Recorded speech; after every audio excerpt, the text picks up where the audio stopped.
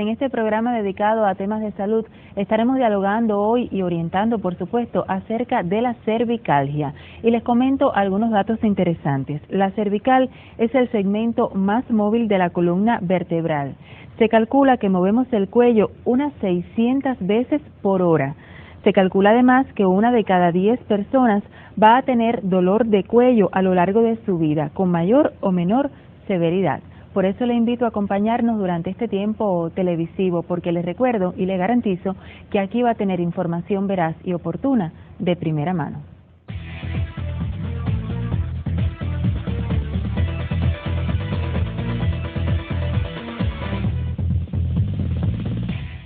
Y para ayudarnos a comprender mucho mejor qué es la cervicalgia, cómo podemos evitarla, cómo tratarla también, en fin, toda aquella información que usted necesite y que podamos transmitirle durante estos 27 minutos, me acompaña el doctor Gabriel Álvarez, especialista en primer grado en neurocirugía de nuestra provincia de Camagüey. Buenas tardes y bienvenido, doctor. Buenas tardes. Bueno, ya usted escuchó la breve presentación, pero es usted la persona responsabilizada en esta emisión de primera mano de hacerle comprender mucho mejor a los amigos televidentes en qué consiste la cervicalgia. Bien, la cervicalgia, como bien dice su nombre, es un síntoma que se caracteriza por dolor en el cuello. Dolor, ¿Un síntoma? Sí, un síntoma. ¿No es una enfermedad? No, es un síntoma que es producto de múltiples enfermedades. Múltiples enfermedades tienen como origen la cervicalgia. La cervicalgia es dolor en el cuello, dolor en la región cervical, que generalmente, usualmente no es grave y se debe fundamentalmente a una sobrecarga y a sobreesfuerzo de los músculos del cuello a través de la vida por el ejercicio realizado en las personas, que dan al traste con una inflamación de la misma y dan al traste con un dolor en el cuello. ¿Por qué me dice que es un síntoma y no una enfermedad? Ya, porque la cervicalgia, como bien dice su nombre, viene de la medicina como dolor en la región cervical, o sea que no es una enfermedad per se, o sea por sí, sino que es producto de múltiples enfermedades que dan como producto final este dolor en la cervical. ¿De qué enfermedad estamos hablando? Bueno, generalmente las enfermedades pueden ser múltiples, una enfermedad multifactorial que puede ir desde una enfermedad discal cervical tan frecuente en nuestros días, podemos hablar de la estenosis cervical, podemos hablar de la enfermedad reumática, también frecuente en nuestros días, podemos hablar también de la cervicoartrosis, que también en la población cubana, como es una población que va envejeciendo cada día más, sí, padece este tipo de enfermedad, y el envejecimiento, o sea, es una de las causas fundamentales de la cervicalgia. Entonces, si tiene tantas causas, ¿verdad? Y es un síntoma de tantas enfermedades como usted acaba de mencionar, ¿resulta fácil diagnosticarla con seguridad que es cervicalgia lo que se padece? El paciente cuando viene a nosotros en nuestra consulta, usted puede determinar de que estamos frente a una cervicalgia. Ahora, lo que es complejo es saber qué es lo que produce esa cervicalgia. O sea que para el diagnóstico hay que tener en cuenta muchas cosas, hay que tener en cuenta un diagnóstico, o sea, el interrogatorio, diagnóstico clínico, diagnóstico imagenológico y un diagnóstico electrodiagnóstico. O sea, desde el punto de vista diagnóstico clínico, tener en cuenta el interrogatorio. ¿Qué hay que tener en cuenta en el interrogatorio? El interrogatorio es las características del dolor, o sea, su aparición, su localización, su intensidad, su carácter, su aparición, su frecuencia y sus síntomas acompañantes nos ayudan a orientar a qué puede provocar ese dolor en el cuello. Desde el punto de vista del interrogatorio, tener en cuenta la profesión que ejerce las personas, su educación higiénico-sanitaria, que pueden dar al traste con que puedan padecer cervicalgia. Usted arregla eso, trabaja en correspondencia a eso y puede resolver el problema de la cervicalgia. Enfermedades asociadas que tenga el paciente. Hay muchas enfermedades, por ejemplo, la diabetes mellitus es una de las enfermedades que puede asociar al traste a la aparición de cervicalgia. Desde el punto de vista del examen físico, en el examen físico existen puntos, maniobras y signos que nos hacen entender que podemos estar frente a una cervicalgia y generalmente podemos saber su origen. Por ejemplo, en la enfermedad discal cervical tenemos algunos síntomas y signos como pueden ser la maniobra del Hermite, maniobra de Spurling, la maniobra de Fanny y Tinel, que generalmente son maniobras propias de la especialidad para tú diagnosticar de que existe una compresión neurovascular, de que existe una compresión de una red nerviosa, que existe un daño a nivel de la cervical que puede dar el trasto con el dolor, con producto final, un dolor cervical. Desde el punto de vista del diagnóstico imagenológico, el diagnóstico puede ir de lo general a lo particular, generalmente la radiografía de cervical, en sus dos vistas fundamentales, lateral y anteroposterior. Aquí quiero detenerme porque este examen es un examen que generalmente está a disposición de la mayoría de los médicos, o sea, no es un examen, propiamente dicho, una especialidad secundaria y terciaria. En la radiografía usted va a observar signos indirectos, generalmente signos indirectos, como pueden ser, desde el punto de vista, usted puede ver rectificación de la lordosis cervical, puede haber disminución de los espacios intervertebrales, puede haber estrechamiento del canal vertebral, puede haber inflamación articular, puede haber la aparición de callosidades óseas que se denominan osteofitos, que son grandes provocadores de compresión neuromuscular y que pueden ser diagnosticadas simplemente por una radiografía. Ahora, usted ve una radiografía, usted no puede hablar de hernia discal cervical, ni puede hablar de esta patología que se necesitan unos estudios más complejos para poder diagnosticarla. Aquí tenemos la tomografía axial computarizada con reconstrucción en tercera dimensión, que generalmente viene la parte, o sea, estudiamos la parte ósea, la parte articular, la parte del cuerpo vertebral, la parte de las estenosis, y por último tenemos el diagnóstico ya más definitivo, más de certeza, que es la resonancia magnética nuclear, donde aquí ya sí podemos hablar de estenosis, de hernias discales, de este tipo de decir, que todos esos exámenes buscan sobre todo la causa. La causa de esa cervicalia. Sí se puede decir que hay cervicalia cuando hay... Nada más que un paciente refiere que tiene un dolor en el cuello, estamos frente a una cervicalia. Que ese es el síntoma fundamental. Aunque puede haber otros. Bueno, generalmente la cervicalia... No, vamos a dejarlo allí. Yo le propongo, vamos a ver un video que está vinculado, por supuesto, con este asunto que estamos abordando hoy, y entonces usted profundice, y así los amigos televidentes se mantienen con nosotros durante estos 27 minutos, y usted profundiza en los síntomas, porque es una enfermedad, no es una enfermedad, es un síntoma que tiene mucha prevalencia, ¿verdad? Y cada vez más, por el envejecimiento poblacional. Sí, vamos a ver el video.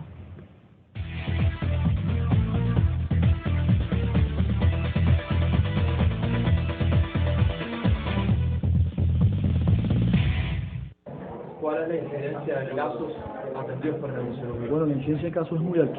Es una enfermedad que en el siglo XXI ha cogido mucho auge por dos cosas. Mucho auge, uno, por la cultura e idiosincrasia que tiene el personal cubano de conocer la enfermedad, y con el aumento de la aparición de los trabajos de gran esfuerzo físico en la provincia. Aparte de que tenemos en cuenta de que el pueblo cubano es un pueblo envejecido, o sea que correspondencia a la cervicalia va en correspondencia con el aumento de la edad.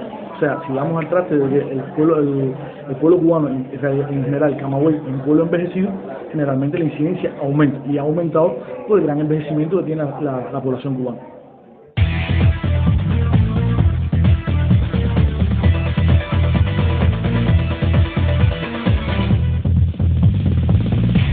Bueno, doctor, lo vemos ahí en su ambiente, de su hospital, muy concurrido siempre, ¿verdad? Sí, muy concurrido. Hablábamos de los síntomas. Vamos a explicar un poco más los síntomas. Ya, yo decía, o sea, que cervicalia como tal es un síntoma. Ahora, si lo que queremos hablar es causas que provocan la cervicalia, o sea, causas que provocan cervicalia, y tenemos, por ejemplo, la enfermedad discal cervical. Cuando me refiero a enfermedad discal cervical, me refiero a la famosa o a la más conocida hernia discal cervical. Sí. Esta hernia discal cervical, uno de los síntomas de cervicalia, pero tiene otros, porque la cervicalia puede extenderse hacia un brazo o hacia otro, entonces ya no se llama cervicalia, sino se llama cervicobraquialia. O sea que es normal que el dolor en el cuello y dolor en el brazo. Eso generalmente ocurre cuando existe un pinzamiento o una compresión de una raíz nerviosa, generalmente se forma a partir de la columna vertebral y salen hacia diferentes partes del cuerpo. Cuando existe una compresión, generalmente se puede asociar de cervicobraquialia. Otra de las causas que puede asociarse como afectación en la columna cervical, generalmente son los vértigos. ¿Por qué los vértigos?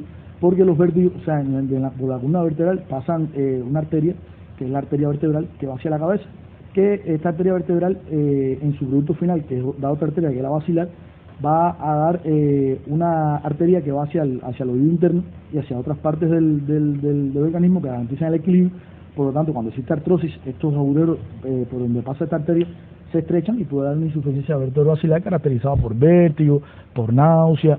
Entonces hay artrosis cuando se padece de bueno, esos artrosis es otra de las causas de cervicalia. Puede ser. La cervicoartrosis da como producto final cervicalia. ¿Me iba a poner otro ejemplo? No, le iba a decir, o sea, generalmente puede haber también, cuando la compresión es mantenida, podemos encontrar inclusive hasta la parálisis de un miembro, y trastornos sensitivos de un miembro, trastornos tróficos. O sea, pues es bastante concurrida la enfermedad y bastante visible cuando se manifiesta de forma florida.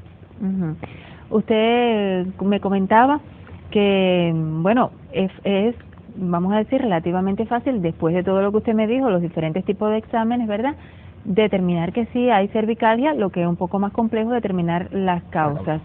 Todos los especialistas, o existe un especialista dentro de la medicina que es el que dice, hay cervicalgia, Perfecto. esta es la causa. Qué bueno, que me alegro que haya tocado este punto. La cervicalgia, como habíamos hablado, es un síntoma.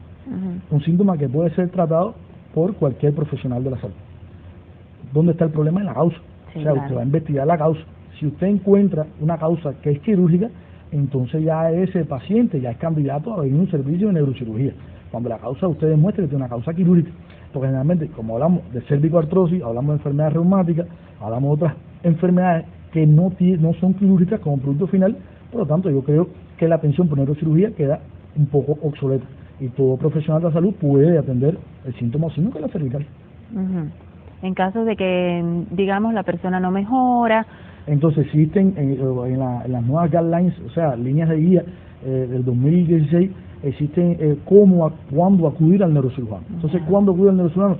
Primeramente, cuando los síntomas son intensos, después de un traumatismo en la región cervical. ¿Cuándo acude al neurocirujano? Cuando después de 1, 2 o 3 semanas con un tratamiento convencional por cualquier profesional de salud, no mejora. Cuando existen parálisis de algún miembro, alteraciones de la sensibilidad, cuando el dolor nocturno es intenso o lo despierta, y por último, cuando tiene alteraciones esfinterianas, ya sea vesicales o rectales. O sea, eso nos habla a que existe algo más grave a nivel medular que puede ser candidato a la cirugía. Ya. Estos son los criterios para nosotros atender este tipo de pacientes. Antes de llegar a ustedes, a los neurocirujanos, ¿qué tratamiento lleva una cervicalgia común? Los tratamientos, ya, o sea, yo lo dividía así, el personal médico, en un tratamiento general y en un tratamiento específico. Desde el punto de vista específico, lo dividiera en un tratamiento farmacológico, un tratamiento rehabilitador y un tratamiento quirúrgico, en último caso. Claro. Desde el punto de vista del tratamiento general, el reposo. El reposo es bien importante para el alivio de síntomas. Desde el punto de vista general, yo traigo aquí algunos ejercicios útiles que sirven para mejorar la sintomatología que es la cervicalgia, inclusive hasta para evitarla. Como por ejemplo, pueden ser ejercicios de la nuca y el cuello. Usted puede realizar el desplazamiento hacia adelante y hacia atrás de los hombros, hacia arriba o hacia abajo. Para el punto de vista de la espalda alta o de los hombros, usted puede flexionar la cabeza hacia adelante, la cabeza hacia detrás o rotarla hacia un lado hacia otro. Esto mejora la contractura muscular paravertebral que causa la cervical. Los fomentos generalmente primero fríos y después tibios. Generalmente es lo que aborda la neurocirugía y la inmovilización cervical. La inmovilización cervical tiene un uso controversial, pero se ha dicho que a corto plazo, o sea, en pocos periodos de días o semanas, puede mejorar la contractura de los músculos paravertebrales. Desde el punto de vista de tratamientos farmacológicos, la analgesia, nosotros generalmente utilizamos la dipirona, es el medicamento conocido por excelencia. Los AINES, que son llamados antiinflamatorios no esteroideos, como son el ibuprofeno, el naproxeno, el peroxicam, que esto tener especial cuidado con los diabéticos y los hipertensos. Los esteroides los utilizamos, como es la dexametasona, con muy buenos resultados, y utilizamos algunos medicamentos que generalmente por ejemplo, la metitilina, que es un antidepresivo tricíclico, en múltiples dosis, nosotros lo usamos en dosis nocturna y nos sirve, o sea, funciona para el dolor neuropático. Desde el punto de vista, los bloqueos epidurales y pedurales que realizan nuestro servicio de anestesiología para alivio del dolor, bloqueo de ganglio, para aliviar el dolor cervical en casos que no resuelvan con tratamiento médico. La ozonoterapia, que es otra de las cuestiones que tenemos también o actualmente, que da muy buenos resultados. Y desde el punto de vista rehabilitador, aquí tenemos entonces la fisioterapia. La fisioterapia con los ejercicios, la fisioterapia con la quiropráctica, inclusive la estimulación neurocutánea de electricidad, que nos ayuda, o sea, la magnetoterapia, la termoterapia, que nos ayuda al alivio de la sintomatología. ¿Siempre la fisioterapia debe acompañar todo tipo de tratamiento? No, generalmente se ha dicho que cuando tiene dolor o está en crisis no debe hacerse una fisioterapia como el ejercicio. Pero por ejemplo, la acupuntura es un tipo de fisioterapia, la acupuntura, y esto generalmente no lleva ejercicio y puede realizarse. La quiropráctica, que la quiropráctica no es más que un tratamiento basado en la filosofía de que un movimiento, o sea, de un movimiento restringible de la columna imposibilita su funcionalidad. Se trabaja en base a eso, se relaja la musculatura y así mejora la funcionalidad de la columna. Eso es otra cosa que nosotros utilizamos también. Doctor, sucede con bastante frecuencia, uno lo escucha en sus compañeros, en sus vecinos, en sus amigos, en su familia también, ¿por qué no? El hecho de que hay personas que padecen de cervicalgia, acuden mucho a los medicamentos, o sea, al tratamiento farmacológico y no hacen reposo. ¿Qué importancia tiene el reposo para realmente mejorar? Si nos transportamos al origen de una cervicalgia, generalmente cuando uno llega a cierta edad, ha llevado toda su vida flexionando la cabeza, extendiéndola, rotándola de manera desmedida, y hay un momento que esta columna se pone rígida. Usted nota que disminuye la flexibilidad. ¿Me entiende? O sea, al disminuir la flexibilidad se contraen los músculos y por lo tanto da dolor. ¿Qué quiere decir el reposo? Se necesita para que este músculo descanse, para que este músculo se relaje, para que este músculo no se endurezca y así no incremente la sintomatología o el dolor en la región cervical. Quería también hablar de que no solamente el reposo, existen algunos consejos útiles que puedo emitir a la población que le pueden ser factibles a la hora de evitar la cervicalgia. Por ejemplo, las personas que hablan con el teléfono pegado al oído y hacia el hombro, eso está prohibido, o sea, esto incrementa la aparición de cervicalgia. Las personas que utilizan, o sea, que están frente a la computadora mucho tiempo, pueden estar, pero generalmente ponen la computadora a la altura y distancia variable de la vista. Las personas que están mucho tiempo sentados. Disculpen, a ver, en el caso de la computadora, el monitor de la computadora, ¿debe ser recto? O sea, debe estar a la altura de la vista, a la altura del horizonte, a la altura de la vista, cuando se mira el horizonte, y a una distancia variable para evitar la cervicalgia. Desde el punto de vista de las personas que se sientan mucho tiempo a trabajar en una silla, deben tomar tiempos, pararse, estirarse, llevar los brazos hacia arriba, hacia atrás, flexionar la cabeza hacia un lado, hacia otro, para evitar que los músculos se contraigan y provoque cervicalgia. Y por último, el dormir, el hábito de dormir, generalmente es más factible dormir boca arriba y de lado que boca abajo. Lo más horizontal posible a la cama y con la menor altura a la hora de la almohada. Usted, bueno, el tema de la almohada, vamos a dejarlo allí para después que veamos el video, dedicarnos un poquito al tema de la almohada, porque yo he escuchado criterios diversos también con el tamaño, si en almohada o con almohada. Vamos a ver el video entonces y luego continuamos conversando con el doctor.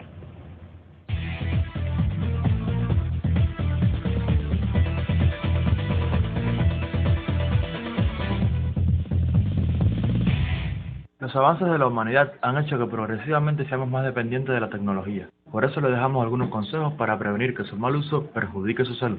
Si va a revisar su teléfono celular, súbalo a la altura del rostro. No baje la cabeza demasiado tiempo. Si va a usar prolongadamente un ordenador de escritorio o portátil, procure que la pantalla siempre quede a la altura de sus ojos y que tenga donde apoyar los brazos. Mantenga el cuerpo en un ángulo de 90 grados con la espalda pegada al respaldo del asiento.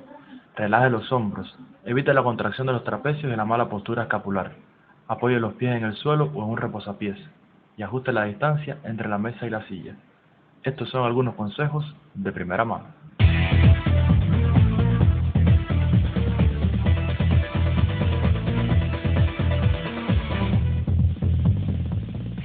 Y continuamos conversando con el doctor Gabriel Álvarez, especialista de primer grado en neurocirugía del Hospital Provincial Manuel Ascunce Domenech de Camagüey. Doctor, yo había dejado un tema y es el uso o no, conveniente o no, de la almohada cuando dormimos. Ya, mira, la almohada, por responsabilidad de la almohada. Existen almohadas, diferentes tipos de almohadas. La almohada muy alta, ¿qué hace? Si usted se acuesta sobre la almohada muy alta, se mantiene la cabeza semiflexionada. Sí. Hablamos de cuando la cabeza está flexionada, se contraen los músculos, se contraen los ligamentos, después puede dar una contractura del músculo paravertebral y dar cervicalgia. Esas son las personas que a veces se levantan con la llamada tortícolis por el mal dormir. La tortícolis no es más que una contractura de un músculo mantenido y causa cervicalgia. Por eso lo digo, generalmente el hábito de dormir debe ser lo más horizontal posible en la cama, lo más plano a la hora de la almohada, sin uso de almohadas y, o sea, fundamentalmente esto. Pero he escuchado, por ejemplo, en el tema de la almohada, que se puede usar almohadas pequeñas, digamos aquí precisamente en esta zona. Sí, es verdad que sí, inclusive, pero son como las almohadas, son como cojines que se ponen en el cuello para relajar la musculatura. Es verdad que sí se ha usado y se puede usar. Se puede usar. Yo lo que me refiero a la almohada en la cabeza. Esta almohada que muchas veces personas se colocan con una o dos almohadas altas y eso es gravísimo para la cuestión de la cervicalgia. Ya, ¿es recomendable darse masajes allí en esa zona? Eso depende. O sea, generalmente con dolor uno no debe darse masaje. Con dolor uno no debe darse masaje. Generalmente el masaje es para relajar la musculatura, no hacerlo demasiado fuerte, porque hay estructuras vitales importantes que pueden ser dañadas. Si usted realiza un examen grosero de la región cervical. Pero los masajes son recomendables cuando están contraídos, cuando están tensos, pero cuando no hay dolor. Sin dolor. Sin dolor. Sin dolor. Darlo siempre suave para evitar un daño. Un daño asociado. Claro. Y mucho más si la persona no es especialista. Bueno, si es un especialista o un fisioterapeuta, ya estamos hablando de otro asunto. Pero bueno, quizás en la familia alguien por ayudar, ¿no? Se ofrece a dar el masaje. Yo pienso que la cuestión sería ir a una persona, a un especialista, a un preparado sobre la materia. Claro. Cualquiera que ponerse a dar masajes así por así. Doctor, hemos hablado en varias oportunidades del tema del envejecimiento poblacional, que es evidente en nuestro país y por supuesto en Camagüey. Pero yo le pregunto, sobre todo ahora viendo tanto uso de la tecnología, vimos en los consejos hace solo unos instantes, por ejemplo, a la hora de revisar el móvil, usted hablaba del teléfono fijo, también lleva posturas inadecuadas, también el móvil, la computadora, que no siempre está el monitor a la distancia adecuada, y estoy pensando en las generaciones jóvenes que hacen uso cada vez mayor y mayor y mayor de estas tecnologías. ¿Pueden los jóvenes, los niños incluso, padecer cervicalgia? Sí, cómo no. El envejecimiento de la columna es un proceso fisiológico que comienza apenas que uno nace. Es un proceso fisiológico. ¿Qué sucede? Se adelanta o se enlentece en dependencia de la cultura higiénico-sanitaria que usted le da a la columna. Entonces, es bueno que has mencionado esto porque quiero mencionarte la postura correcta que debe tener las personas. La postura correcta debe ser la cabeza sobre los hombros a nivel de la vertical. Pero si usted se percata, hoy en día no es así. Las personas adelantan la cabeza por delante de la vertical y por delante de los hombros para leer, para revisar el móvil, para revisar la computadora. O sea, esa postura es incorrecta. ¿Y para caminar? Y para caminar. Y esa postura es incorrecta y predispone a la aparición de la cervicalgia a una temprana edad. Entonces hay que andar derecho. Derecho, claro. Bien derecho para evitar los dolores en el cuello, que son tan molestos, ¿verdad? Muchas amigas, incluso algunas que sé que me están escuchando, se quejan también de que si los pesos, sobre todo que cargamos nosotras las mujeres, pueden influir en los dolores en la cervical. Es un peso sobreañadido al tren superior que tiene que ver con los hombros, nuca y cuello. O sea, mi consejo sería que te acompañara siempre para el canal del bolso. Nunca lo cargaras tú. Oh, pero eso es difícil. Porque eso predispone a la aparición de cervicalgia. ¿Y compartir los pesos quizás? También pudiera ser. No sobreañadirle mucho peso al tren superior, que cuando digo tren superior me refiero a los hombros, a la nuca y al cuello. O sea, mochila muy cargada, bolso muy cargado, siempre compensar los pesos. O sea, no poner solo el peso de un lado, si va a llevar un peso, compensarlo del otro, para evitar el daño. Usted ha hablado también mucho y vinculado con las explicaciones que ha hecho, doctor, con la cultura, ¿no?, higiénico-sanitaria.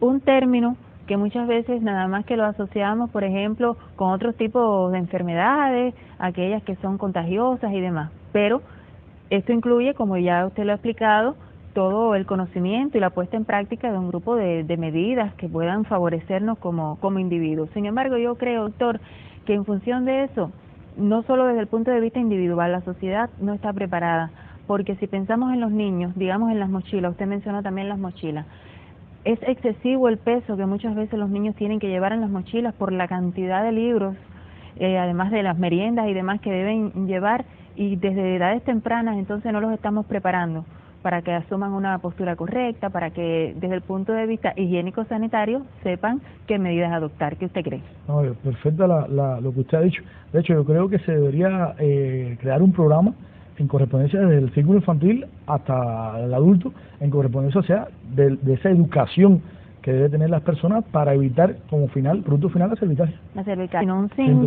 síntoma que también conlleva que las personas ya en edad adulta pues tengan que recibir tratamiento médico, que tengan que faltar al trabajo, porque llega un momento en que las personas resisten, pero llega un momento en que verdaderamente el dolor es muy fuerte, exactamente, y tienen que necesariamente hacer el reposo que les indican ustedes los facultativos. Así es. Ya solo queda su recomendación final. ¿Cuál sería para los amigos televidentes? La recomendación final es cuidarse, evitar el sobreesfuerzo, evitar los esfuerzos físicos amplios, evitar cargar mucho peso y descansar el cuello, el reposo del cuello.